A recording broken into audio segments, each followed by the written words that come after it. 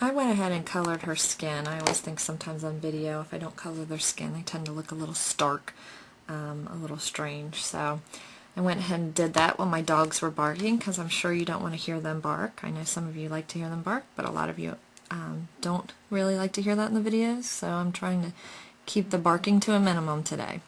Unfortunately, it is a beautiful day outside here in Virginia. My windows are open, which is always cause for my dogs to bark at anything that might move. So anyways, I'm getting started on the wings. I'm just going to pick some of the areas of the wing to use these greens on. Again, I'm starting with my dark and I'm starting small. I'm just going to work the small section here before I move on through the wing. Don't try to work so large that you get ahead of yourself. If I continue down here with my dark color, by the time I got back up here, it would be dry and it'd be harder to blend. So work small. Don't overwhelm yourself by tackling too much. I really wanted a deep, deep contrast in my wings. So I really made this dark and kept this area light.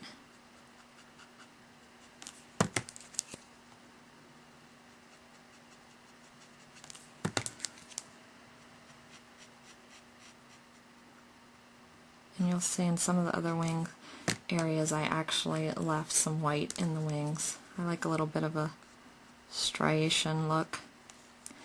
So now I'm going to work down a little bit.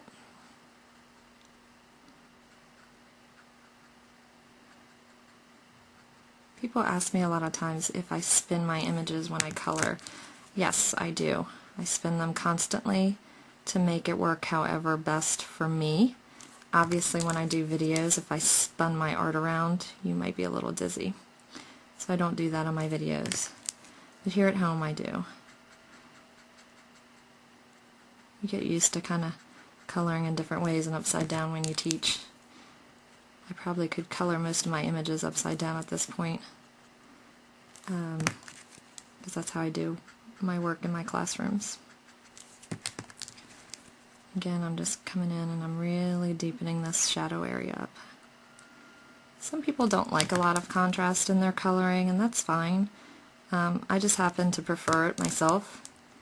I think it just makes the images pop off the page. We're working with flat images on paper. Most of us put these images on more paper. So giving them a lot of depth and contrast between our dark and light will really help pop them up out of there. I'm going to continue down here. I'm going to start down here. This is the darkest color, and I'm really being a little bit more generous with it because I know I want that darker look. You want a more pastel look. Obviously you probably wouldn't add as much as I would, or you would drop that darkest green from my combo and use the other three instead if you wanted a lighter combo. Took a lot of art classes over my life, and I realized that a lot of art teachers out there, art is always a matter of opinion. Beauty's the eye of the beholder and all that. And I found that a lot of art teachers wanted to create artists like themselves or in the vision of themselves, and I never understood that. I think everybody should have their own style. My goal only in my classroom is to teach the technique, not to make you into mini versions of myself or anybody else. So you have to pick a coloring style that works best for you. And the more you color with Copics, the more you'll figure out how you like to use them, what colors you like to use, and that will be your style. Okay, now I'm going to come in and I'm going to do some of the creams, but I want to carry out this fold look in these wings. These wings kind of have these mountain and valleys, so I kind of created the same kind of pattern.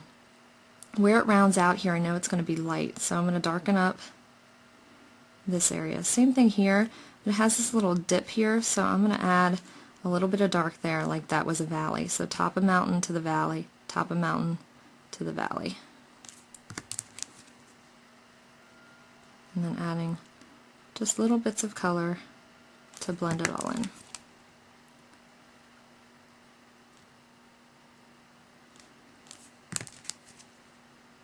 And yeah, you can see I colored outside of the line. I do that too. Thank goodness for a colorless blender. We can clean it up. Or if you're lazy like I am, sometimes I'll just clean it up with my Sharpie. It's a white matte pen, so it cleans up well on the express paper.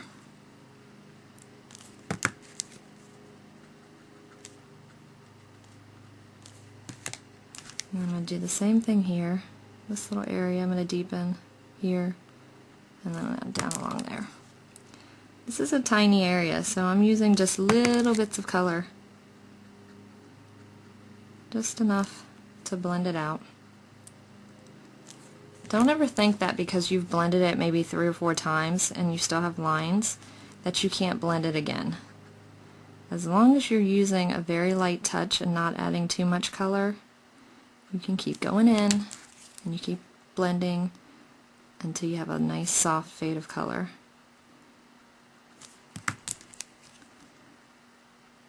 One of my classroom rules, because yeah, I have rules in my classroom, is not to covet thy neighbor's work.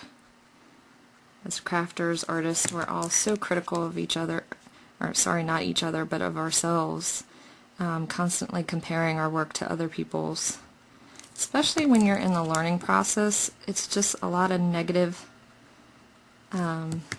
rubbish that you don't need in your head. So don't compare your work when you're starting out to anybody else's. Lots of practice, learning the correct way, and you'll get where you need to go. So easy to get frustrated if you're comparing your work to somebody who's been doing it for years. So don't do that.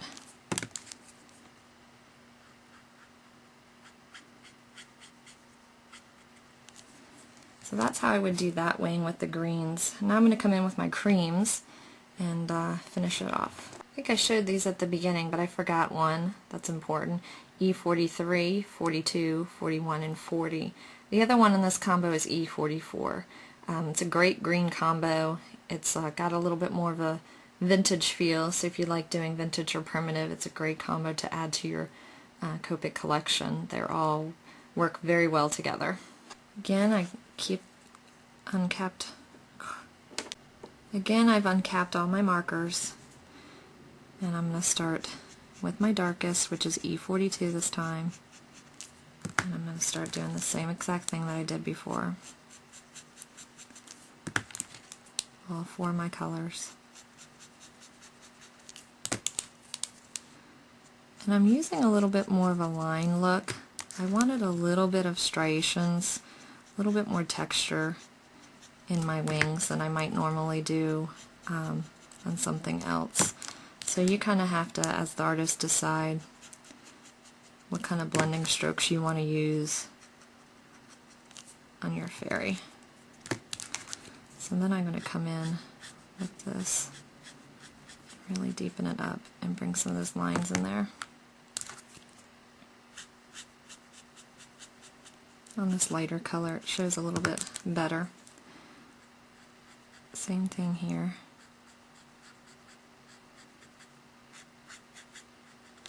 You could add 44 to this combo if you wanted to for these wings. For me, it was just a touch too dark. I didn't want it to be that dark. I still wanted elements of the cream to shine through. But if you needed a darker color, you could certainly use it.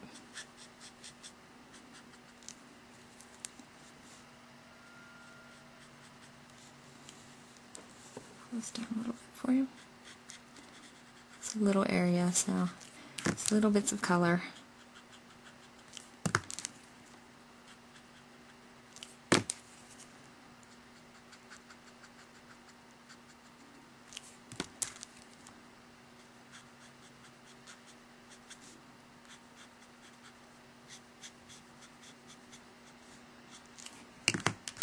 And then these, I want them to be cream. Add a little bit of shadow to them as well.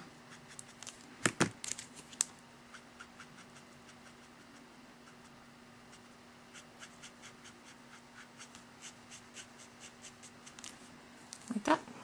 And zoom out here. And that's how I did her